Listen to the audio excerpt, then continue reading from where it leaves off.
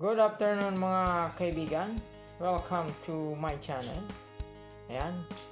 Ngayong hapon isi-share ko sa inyo kung paano magluto ng bibingka dito sa Bayasong, Pilar, Sorsogon. Ayan ang ating mga ingredients. Siyempre, anong rice flour, siyempre, at yung 4 na egg. May Alaska evaporada din tayo. Siyempre, yung calumet. Ito yung sugar. At siyempre, yung ating buko. Minatamis na po yan na buko mga kaibigan. At siyempre, ang gagamitin din natin na banana leaves. Yan po ang ating mga kailangan ngayon sa pagluluto ng bibingka. Bibingkang Bayasong. Yan. Yan ang unang gagawin natin. Lalagay muna natin itong ating buko. 2, 3, 4, 5. Yan. Kaibigan.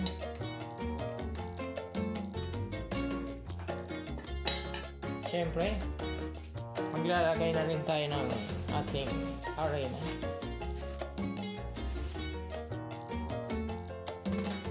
Ayan, isunod natin ang ating rice flour.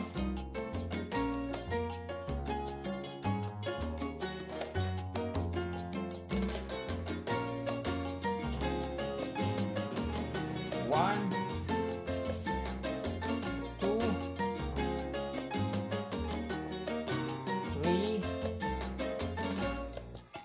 4, 5. Yan. Sakto lang. Kung ilan yung ating buko, ganun din yung flour. Yan, mimix na muna natin to.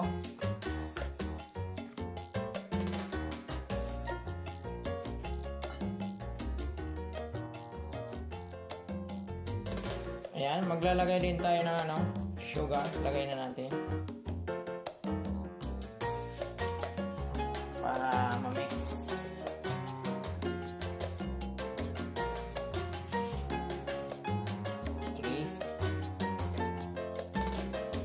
Yun. Siyempre, maglalagay tayo ng counting calumet.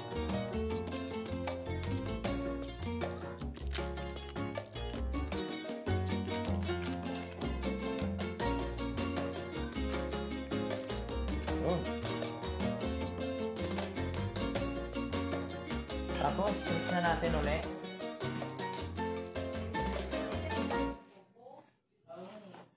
Ayan. Mix lang muna natin.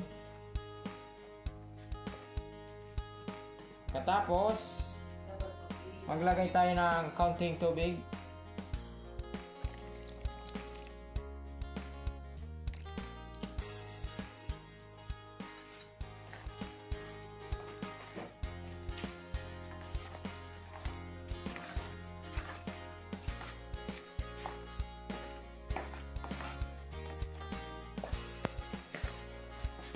Kaya, na-mix na natin mga kaibigan.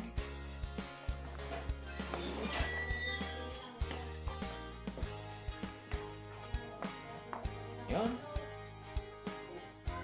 Tabi na muna natin dito sa tabi.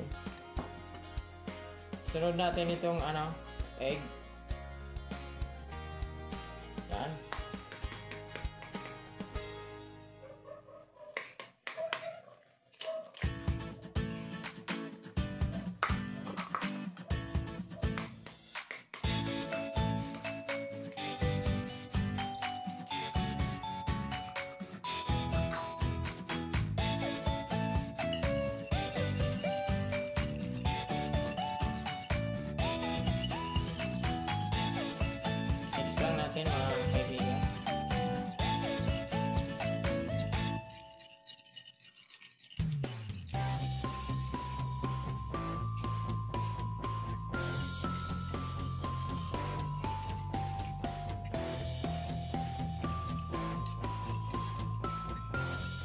Ayan, mix na ang ating egg. 2 egg mga kaibigan, syempre. So natin buksan itong ating Alaska Evaporada.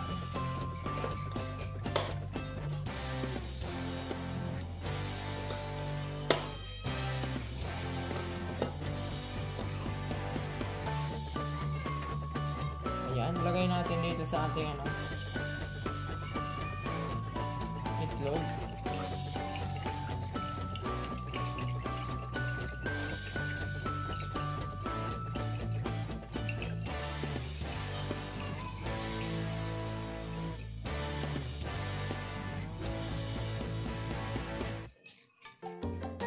Yan, tama na. Yan, mix lang mga kaibigan.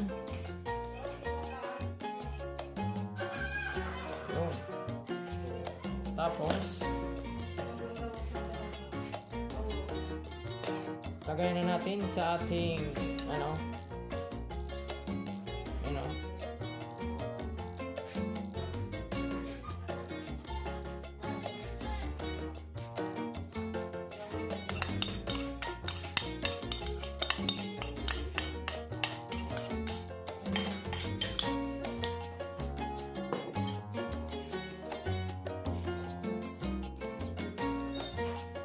yan.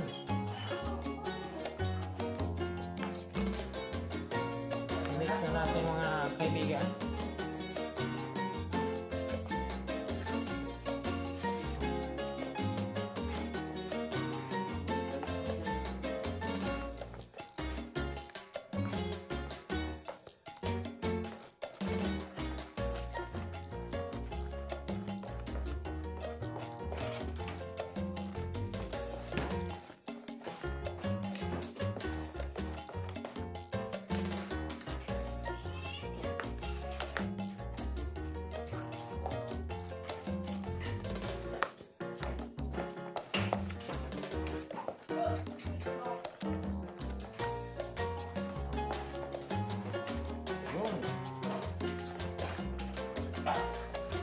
Pag na-mix na natin mga kaibigan, syempre,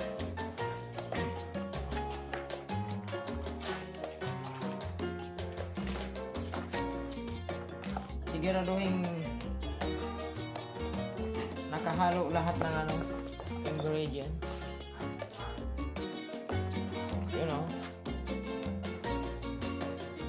Ngayon, ito, punasan muna natin ito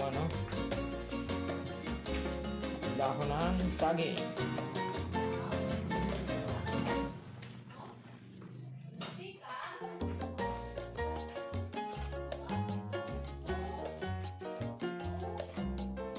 Ayan, dito na po tayo sa ating mahiwagang kawali. Yan, maitim na po yan kasi ayan mga kaibigan, napakamalas naman. Nag-run out ba? Yan. Kahit brown out, tuloy pa rin tayo. Pasensya na kayo sa kawali ko. Luma na, pero mahiwaga pa. Yan, maglalagay tayo ng kaunting mantika.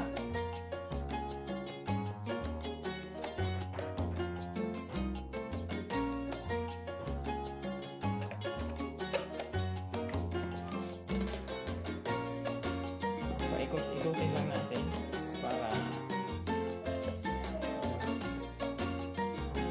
para hindi dumikit yung ating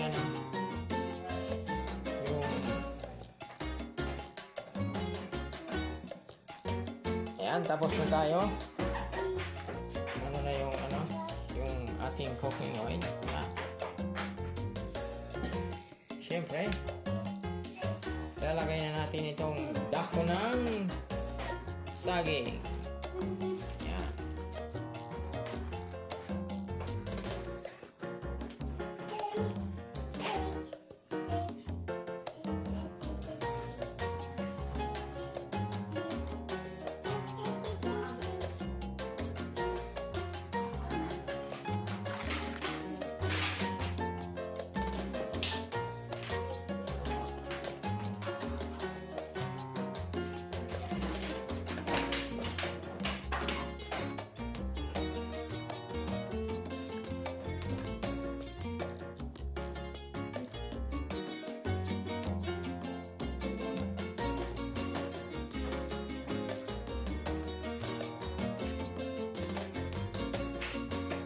Ayun, saktong-sakto na mga kaibigan.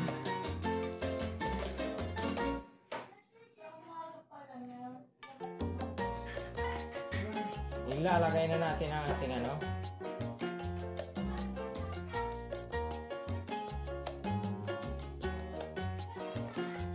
Mixture.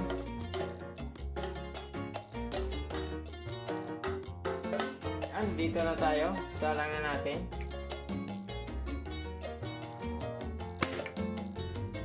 Siyempre, dapat mahina lang yung apoy.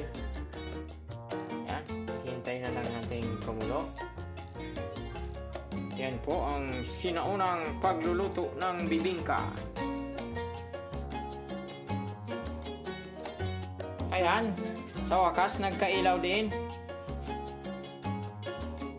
Yan. Hihintay na lang natin kumulo yan mamaya. Ayan. Kumukulo-kulo na. Ayan.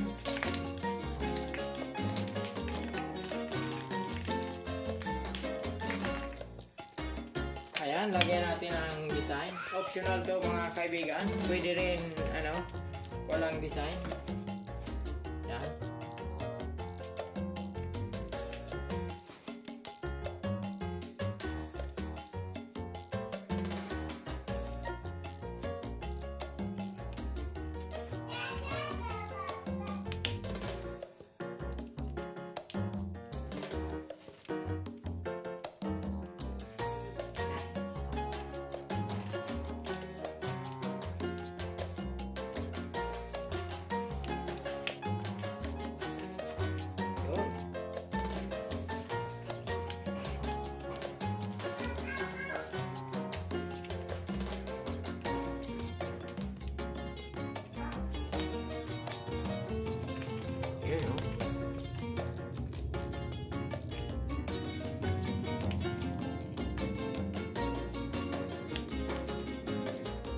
Ang nilagay pala natin na design ay yung mole do candy natin yung mga dulog-dulog. Ayan, umangat na mga kaibigan. Maglalagay tayo ng dahon ng saging.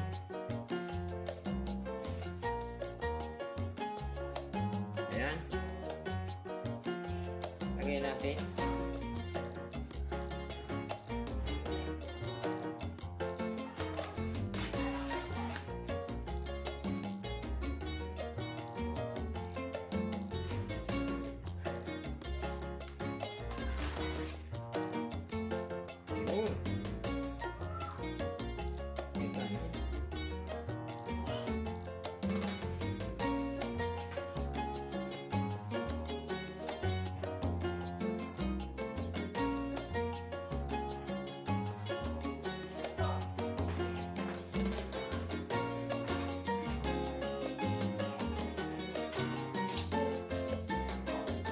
Ayan, lagyan natin itong may uling.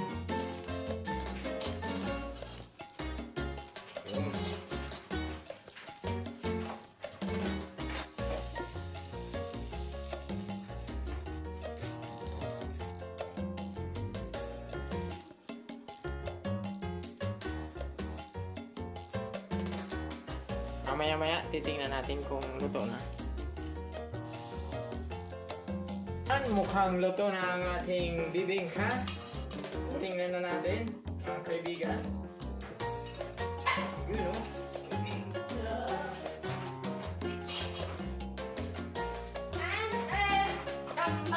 Yun. Medyo nasunog-sunog yung kaunti yung sa ibaba. Pero mas masarap yung ganyan mga kaibigan. Medyo sunog yung kaunti.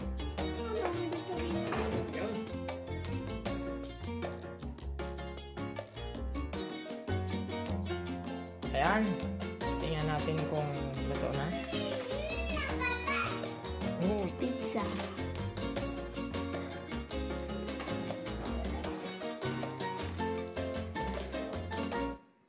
Ayan mga kasulid, atat na ang aking mga anak. Mukhang napakasarap daw mga kasulid. Siyempre masarap naman talaga to kasi sinaunang pagluluto ng bibingka. Parang pizza daw mga kasulid. Siyempre, mukhang ang pizza pero mas masarap pa to mga kasulid sa pizza. Shout out po kay Ron Mary Disuyo, Daddy Is Channel, Jeffrey TV, Junji N. Ethel, Blossom Flower Twin, Simply Blue, Kameya Cancero Vlog mula dyan sa Japan, Bertuso, P.S. Prissy, Sniper 3 Vlog, and Melody RHG TV mula dyan sa Kuwait.